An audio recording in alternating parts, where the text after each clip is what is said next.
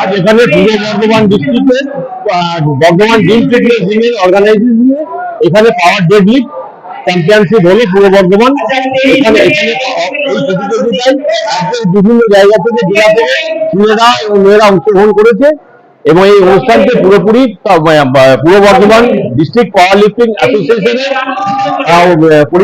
তত্ত্বাবধানে এই অনুষ্ঠানটি সম্পন্ন হয়েছে এবং এখানে প্রায় 170 জন ছেলে মেয়ে অংশগ্রহণ করেছে। আপনার নাম? প্রদীপ কুমার দে। এখানে আজকে বর্ধমান জেলার যে জিম ফিটনেস বর্ধমানের তাদের তত্ত্বাবধানে এবং পূর্ব বর্ধমান জেলা পাওয়ার লিফটিং অ্যাসোসিয়েশনের সহযোগিতায় এখানে আজকে একটা ডেডলিফট প্রতিযোগিতা অনুষ্ঠিত হলো বর্ধমান রেলওয়ে ইনস্টিটিউট হলে।